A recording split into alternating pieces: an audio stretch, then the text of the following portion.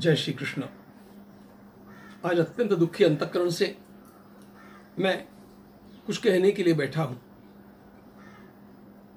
आंखों के सामने से वह दृश्य हिलता ही नहीं कि दो साधु अनाथ की भांति अपने को बचाने के लिए इधर उधर दौड़ रहे हैं और इतनी बड़ी भीड़ उनको लाठियों से, पत्थरों से, गंडासों से मार रही है, पीट रही है, लहूलुहान करती नीचे गिरा देती है। दुख की बात तो वर्दीधारी पुलिस वहां पर बड़ी संख्या में उपस्थित होकर के भी बचाने का कुछ प्रयास नहीं करती है। इतना भीषण कोई दृश्य मैंने वीडियो पर देखा नहीं था। अंतःकरण टूट गया, हृदय जल उठा।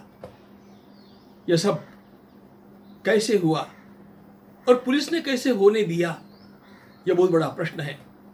पालघर की यह अत्यंत दर्दनाक घटना हम सब लोगों के लिए अंतःकरण झकझोर देने वाली ही नहीं, किंतु बहुत बड़ा पाठ सिखाने वाली है कि आखिर इस देश को, इस समाज को क्या हो गया।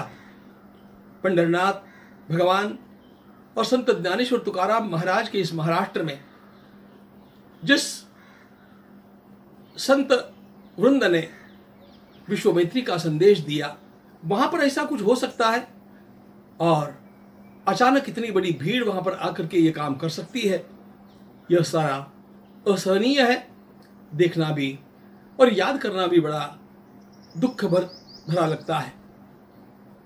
ये सब होते हुए मुख्य प्रश्न खड़ा ये होता है कि किन अफवाहों के कारण कैसे ये भीड़ जुट गई, इसके पीछे कौन था, किसने ये कराया।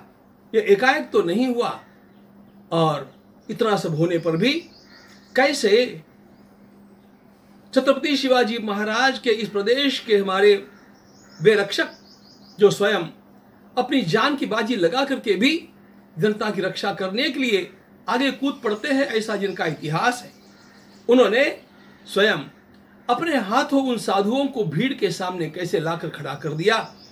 यह सब हृदय को झकझोर देता है। याद आते हैं हिंदू हृदय सम्राट बाला साहेब ठाकरे जी, जो स्वयं अपने तेज से इन सारी बातों का सर्वदा विरोध करते रहे और भगवान की रक्षा के लिए अपना जीवन लगा दिए। हम आशा करते हैं कि हमारे माननीय मुख्यमंत्री महोदय, जिनके रगों में वही खून बह रहा है, हमें न्याय देंगे। इन साधुओं का इस प्रकार का सुनियोजित षड्यंत्र जैसे लगने वाले एक योजना के अंतर्गत पूरी तरह नाश कर देना कैसे हुआ, किसने किया, कौन इसके अपराधी है, इसको खोजना बहुत आवश्यक है और यह जल्दी से जल्दी होना आवश्यक है। Justice delayed is justice denied. न्याय समय पर होना चाहिए, न्याय पूरा पूरा होना चाहिए और न्याय यदि समय पर नहीं होता है तो वह अन्याय के समान ही माना जाता है। इसलिए हम आशा करते हैं कि महाराष्ट्र की पुलिस के ऊपर लगा हुआ यह धब्बा धुलना चाहिए।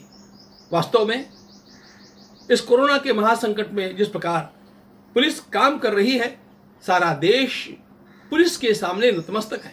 जिस प्रकार डॉक्टरों के सामने नतमस्तक है, उसी प्रकार पुलिस के सामने भी नतमस्तक है।